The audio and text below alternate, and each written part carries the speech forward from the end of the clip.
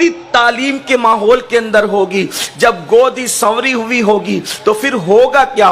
اس گود میں پرورش پانے والا بچہ بھی علم سے جو ہے وہ آشنا ہوگا، علم کے حوالے سے اس کی دلچسپی ہوگی۔ اے خاتون جنت رضی اللہ تعالیٰ عنہ کی کنیزوں، آئیے ہم اس طرف چلیں کہ اللہ رب العزت نے علم کو کتنا عظیم قرار دیا ہے۔ میرا اللہ ارشاد فرماتا ہے، وہ اسلام جس نے کالے اور گورے کا فرق ختم کیا، وہ اسلام جس نے عربی اور اجمی کا فرق ختم کیا، وہ اسلام جس نے نسب اور رنگ کا فرق ختم کیا، لیکن اللہ اکبر دو مقام ایسے آتے ہیں اللہ رب العزت وہاں پر برابری کا معاملہ ختم فرماتا ہے۔ ایک تو وہ مقام ہے، میرا اللہ ارشاد فرماتا ہے لا یستوی اصحاب النار و اصحاب الجنہ، کہ جنت والے اور جہنم والے دونوں برابر برابر نہیں ہیں۔ اور ایک مقام پر فرمایا قل هل يستوي الذين يعلمون والذين لا يعلمون، اے محبوب آپ فرما دیں، اے محبوب تم کہہ دو کہ کیا علم والے اور بغیر علم والے برابر ہو جائیں گے؟ یعنی علم والے اور بغیر علم والے، پڑھے لکھے اور ان پڑھ دونوں کبھی برابر نہیں ہو سکتے۔ اندازہ فرمائیں، حسن نے انسان کو انفرادیت نہیں عطا کی، خالص نسب نے انسان کو انفرادیت نہیں عطا کی، خطے اور قبیلے نے انسان کو انفرادیت نہیں عطا کی، بلکہ انفرادی شان اسلام عطا کر رہا ہے، تو علم کی بنیاد پر عطا کر رہا ہے۔ اور اللہ اکبر، علم میں کے حوالے سے مردوں نے جتنی ترقی کی ہے، بعض مقامات تو ایسے آتے ہیں کہ اللہ اکبر خواتین نے اپنی علمی خدمات کی وجہ سے، اپنے علمی ذوق کی وجہ سے کہیں کہیں پر جو ہے وہ مردوں کو پیچھے چھوڑ دیا ہے۔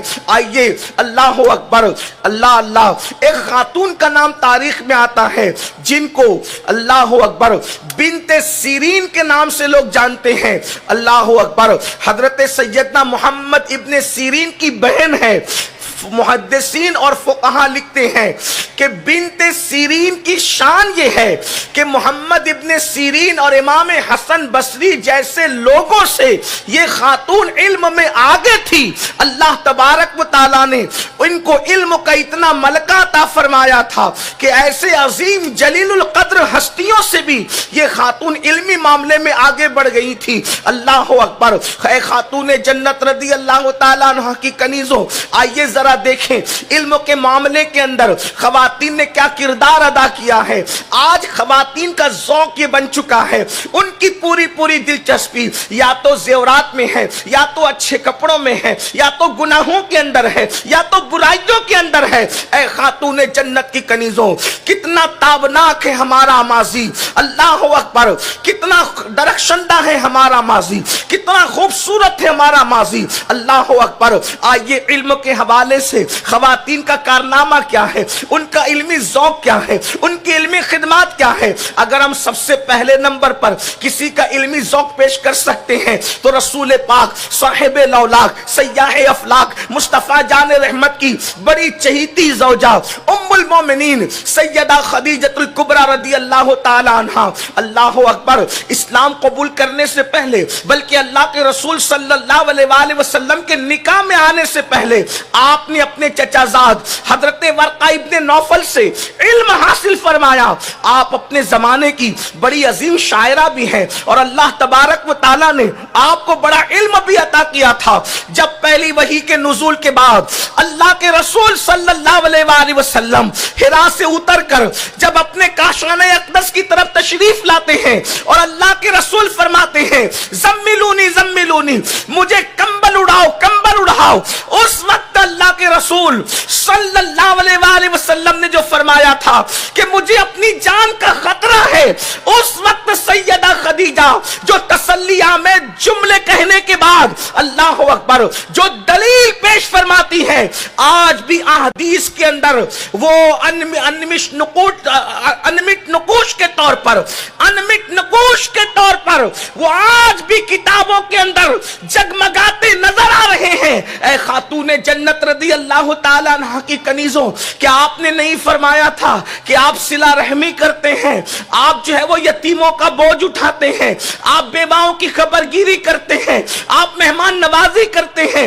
اس طریقے کی یہ جملے سے کوئی ان پڑھ خاتون تو نہیں کہہ سکتی اللہ اکبر. یعنی اللہ رب العزت نے آپ کو کیسا علم عطا کیا تھا, کیسی سمجھ عطا کی تھی. اور اس کے بعد جب ام المومنین سیدہ طیبہ طاہرہ عائشہ صدیقہ بنت صدیق کی باری آتی ہے تو یہ وہ مقدس خاتون ہے جن کو مفتی 4 ملت کہا گیا ہے.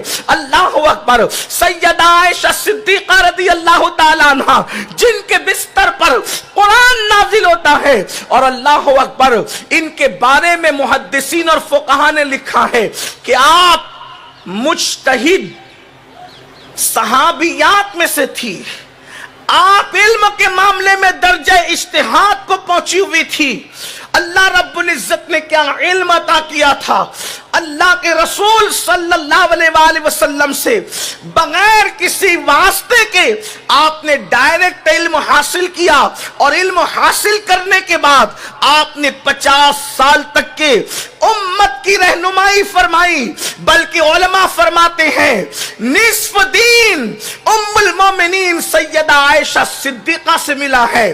اور اس کی تشریح میں کہا گیا اگر اللہ اکبر کمیت کے اعتبار سے نہ صحیح لیکن کیفیت کے اعتبار سے تو نصف دین ام المومنین سیدہ عائشہ صدیقہ رضی اللہ تعالیٰ عنہ کے ذریعے سے ہمیں نصیب ہوا.